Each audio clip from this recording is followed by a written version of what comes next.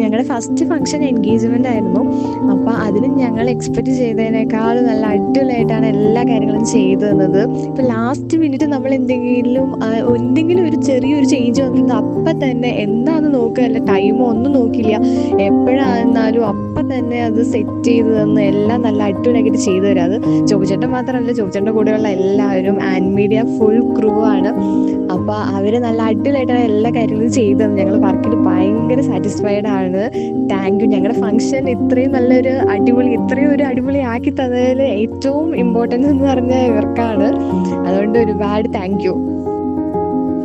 സ്റ്റേജിൻ്റെ വർക്കിൽ ഞങ്ങൾ ഭയങ്കര സാറ്റിസ്ഫൈഡ് ആണ്. ഞങ്ങൾ കുറേ ആലോചിച്ചിട്ടാണ് കൊടുത്തത്. കാരണം 1 ഡേയിൽ തന്നെ 2 ഫംഗ്ഷൻ നടത്താം എന്നുള്ള തീരുമാനമായിരുന്നു.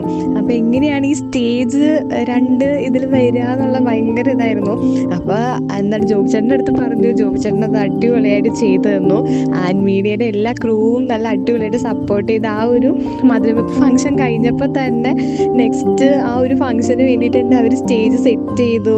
അതുപോലെ തന്നെ എന്ത് കാര്യമാണെങ്കിലും ഇപ്പോൾ ഒരു ചെറിയ കാര്യമാണെങ്കിൽ പോലും ജോബിച്ചേട്ടൻ ഞങ്ങളുടെ അടുത്ത് ചോദിക്കും, ഇങ്ങനെ മതിയോ മക്കളെ എന്ന് ചോദിക്കും. എന്നിട്ടാണ് ചെയ്യത്തുള്ളൂ. ഞങ്ങൾ എക്സ്പെക്റ്റ് ചെയ്തതിനേക്കാളും ഒരുപാട് എന്താ പറയുക, ഞങ്ങൾ ഇത്രയല്ല വിചാരിച്ചത്, ഇതുപോലും വിചാരിച്ചില്ല. പക്ഷെ എന്നാലും നല്ല അടിപൊളിയായിട്ട് എല്ലാവരും അത് സെറ്റ് ചെയ്ത് തന്ന് ഞങ്ങളുടെ പരിപാടി നല്ല അടിപൊളിയാക്കി തന്നു.